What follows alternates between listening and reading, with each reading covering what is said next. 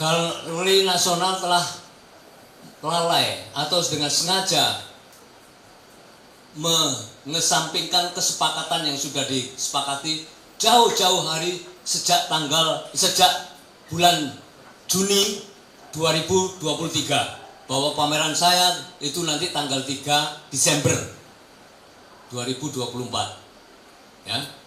Nah, jadi mereka melanggar itu. Yang kedua, ketika pada hari disepakati tanggal 13 itu kita boleh memasang karya-karya saya, itu kuratornya tidak ada. Sehingga tanggal 14 kita harus bekerja sendiri. Karena waktunya sangat mepet. Seperti yang dijadwalkan tanggal 19 itu adalah pembukaan pameran. Sementara karya-karya belum dipasang, makanya tanggal 14 itu saya bekerja sampai malam. Munir membuat instalasi sampai berapa hari, 2-3 hari. Itu membantu saya membuat instalasi 3 hari.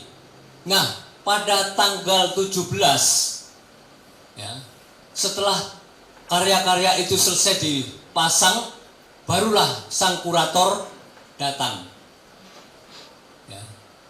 Dicatat bahwa tanggal 17 pagi hari Kamis, sang kurator datang menelpon saya untuk bertemu dengan dia di ruang video yang dimana nanti ada kuliah gratis dari saya dengan menggunakan video looping. Di ruang itu dia mengatakan bahwa ada 2 lukisan yang menurut dia itu tidak relevan dengan tema lukisan dan itu akan mengurangi bobot tema lukisan itu sendiri, dan itu harus diturunkan dan tidak boleh dipasang. Dan saya tanyakan alasannya apa? Alasannya tidak relevansinya itu karena visualisasi ya, yang menurut dia yang kemudian diviralkan itu sebagai ungkapan kemarahan belaka dan apalagi ungkapan-ungkapan yang ada itu diutarakan lewat publik kemudian. Dan yang celakanya, sang kurator yang saya katakan adalah sosok yang mempunyai disiplin ilmu kesenian. Dia dosen pascasarjana, direktur pascasarjana ISI Yogyakarta, tidak memahami yang namanya simbol-simbol seni kesenian, bahwa bahasa kesenian itu ya seperti itu yang perlu multi tafsir. Jadi misalnya alasannya kenapa kok itu lukisan yang menggambarkan kekuasaan di dalam instalasi kedaulatan pangan ini dipasang. Terus saya bertanya, apakah kedaulatan pangan itu bisa berdiri sendiri tanpa adanya kekuasaan? Kalau kita berbicara soal kedaulatan, terus kita kita menafikan kekuasaan, itu omong kosong. Kata kedaulatan dengan kekuasaan itu adalah hand in hand dalam bahasa Inggrisnya, tidak bisa dipisahkan.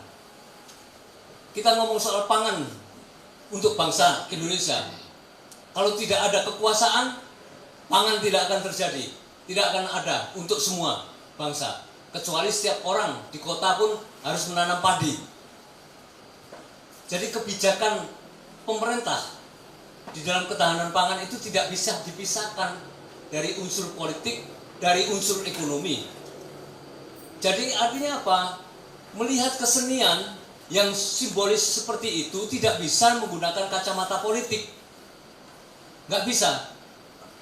Kalau dia memang betul-betul dia memahami kesenian, dia juga harus menggunakan bahasa seni. Itu loh. Nah, oke. Akhirnya dari pembicaraan yang alot selama 2 jam lebih, akhirnya saya win-win solusi.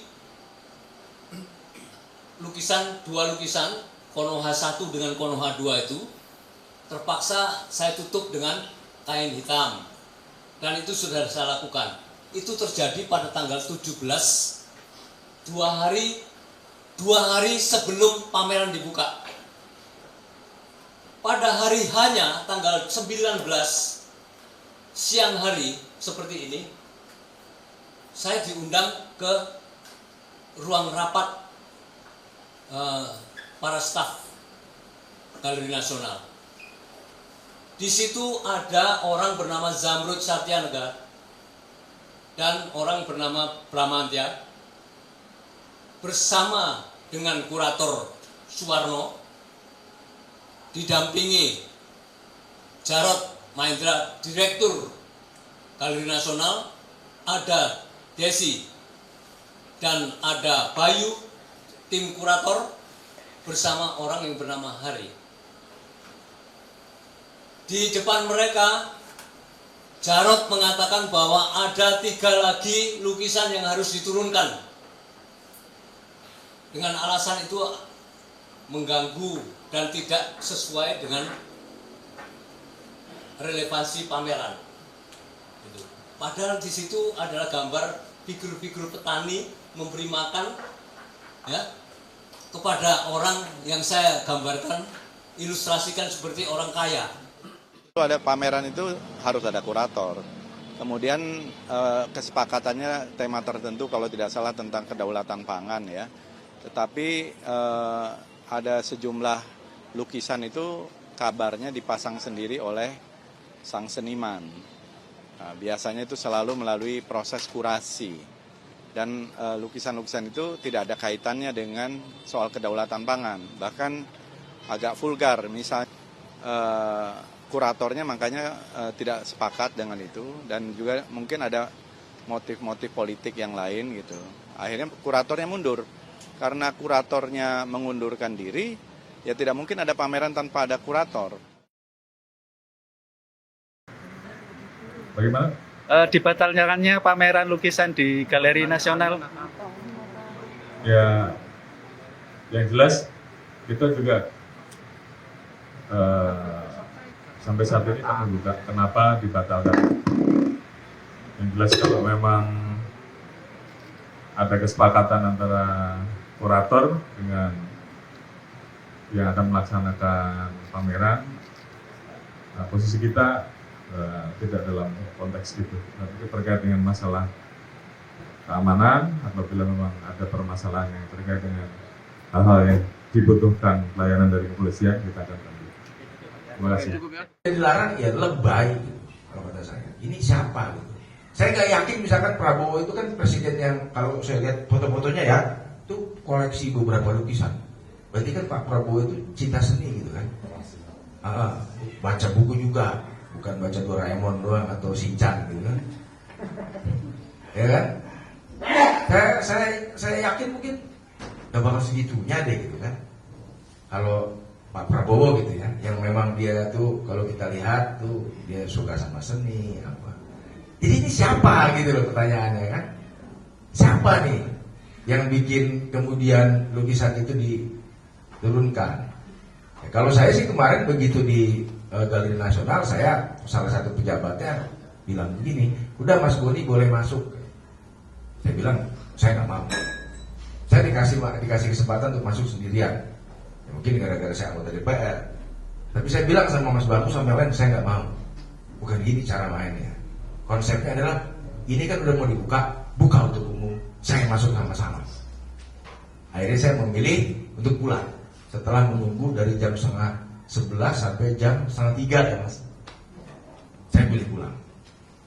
Saya bilang pejabatnya telepon saya, Mas silakan masuk kalau Mas Boni boleh. Enggak, saya nggak mau. Saya nggak mau. Saya mendorong kepada Galeri Nasional, udah buka aja, nggak apa-apa. Toh kalaupun ditutup-tutupin, orang gambar lukisannya udah nyebar kemana-mana kok, ya kan? Terus mau ngapain lagi? Ya kan? Gambar lukisan udah nyebar di medsos udah kemana-mana, buka aja. Saya dalam kapasitas saya sebagai anggota DPR Komisi 10 yang memang membidangi kebudayaan, saya minta buka aja. biarin seni diskusi ini dikembalikan menjadi milik publik dan diskusikan di sana, ya kan? Saya bilang sekali lagi, jangan-jangan ini presiden juga nggak tahu nih kayaknya, tahu ini mungkin yang lain gitu kan. Nah kalau ada apa yang tersinggung ya mungkin yang tergambarkan di situ ya, saya juga nggak ngerti. Kemudian juga saya mencatat, ini agak lompat sedikit, saya lihat catatan saya mengenai apa? Usman bin Hamid. Mengenai persekusi dalam bidang seni. Saya ini hitung ada selama 5 tahun terakhir ada sebentar saya hitung 1, 2, 3, 4, 5, 6, 7, 8, 9, 10, 11, 12, 13, 14, 15 kali. Ya kan? Ya beberapa lah, misalkan di Tangerang tahun 2021 ada mural yang mirip ya sama Jokowi, itu juga rame. Ya. Kemudian ada festival Jaran Kepang, Medan juga rame karena dipersekusi. Jadi total ada dalam 5 tahun terakhir untuk kegiatan seni budaya itu ada 15 kali dan itu banyak plus yang sekarang. Ini data yang saya himpun 5 tahun terakhir. Jadi gimana kita tuh katanya bangsa yang berbudaya, tetapi di dalam kegiatan-kegiatan seni kebudayaan kita belum leluasa. Kalau soal pemberedelan saya jelas nih, kalau Pak Fadlizon bilang ini bukan pemberedelan, silakan baca apa sih pemberedelan. Pemberedelan itu adalah pemberangusan, pelarangan, pembatasan. Itu artinya beredel. Nah, saya ingin sampaikan kepada Pak Fadlizon, ketika mereka kalah pemilu 2014, dia bikin puisi yang menyerang, menghina Pak Jokowi. Adakah diberedel? Adakah dibatasi? Enggak. Jadi saya minta Pak Fadlizon jangan melempar kotoran ini kepada pemerintah yang sekarang, kepada Pak Prabowo. Sehingga kesannya Pak Prabowo lah yang meminta pemberangusan ini. Saya yakin tidak, karena saya belum pernah dengar Pak Prabowo itu anti karya seni. Bahkan beliau seorang pecinta seni, bahkan suka menyanyi, kan gitu nih. Jadi yang meminta membredel ini menurut saya adalah mantan dan para komparadornya. Nggak ada, saya nggak percaya bahwa ini permintaan Pak Prabowo. Ini pasti pemerintahan mereka yang tersinggung. Siapa yang tersinggung? Silakan diartikan sendiri. Soal katanya vulgar, ada pemakaian atribut. Itu kan asumsi. Harusnya kalau itu dipamerkan, maka yang melihat itu hanya segelintir orang yang datang ke pameran. Dengan pemberedelan sekarang tuh sampai ke kampung-kampung, desa-desa orang jadi mengerti gitu loh. Jadi salah sendiri kalau menurut saya. Karena saya yakin Pak Prabowo tidak punya niat untuk memberangus seperti itu. Beliau sedang berusaha membangun citra Indonesia di luar negeri. Ya, dunia internasional. Kalau sampai beliau keluar negeri terus ada cerita kayak begini, kan beliau bisa dianggap tidak demokratis, dan itu merugikan bagi Pak Prabowo. Jadi pada Pak Fadlizon dan Giring tolong hati-hati. Ya, apalagi dua-dua ini kan seniman nih. Fadlizon suka nulis puisi, Giring suka nyanyi. Ya, masa otaknya kayak begini, kayak Orde Baru gitu loh. Jadi dalamnya mantan presiden. Loh, asumsi kita begitu, karena di luar tuh siapa lagi merasa dirugikan dengan kritik melalui lukisan itu? Nggak ada kan? Kalian merasa dirugikan nggak? Nggak kan? Kan nggak mungkin kalian yang minta itu dibatalkan. Apalagi? Yang ini yang baliho Pak, yang Megawati. Sudah. Melihat bahwa air-air ini mulai suasananya kembali seolah-olah semakin represif ya. Kasus terakhir terjadi ketika ada pemberedelan atau pelarangan karya seni untuk dipamerkan. Apapun pendapat kita tentang sebuah karya seni, itu adalah ekspresi. Nah, ekspresi seni selalu punya ruang di masyarakat. Ada yang nggak suka, ada yang suka. Tidak apa-apa, biarkan masyarakat yang menilai sendiri. Tidak perlu kemudian negara turun tangan untuk melakukan pemberedelan. Masyarakat sudah mengerti kok. Kalau dinilai karyanya vulgar, yang lain yang akan melakukan koreksi. Masyarakat lain yang akan menilai. Tidak perlu negara menjadi penentu segalanya. Jadi saya berharap bahwa pemberedelan yang baru saja terjadi tidak akan terjadi lagi ke depannya. Kita hargai semua ekspresi yang ada di masyarakat selama tidak melanggar hukum, ya, maka itu harusnya diberikan ruang di masyarakat kita. Oke.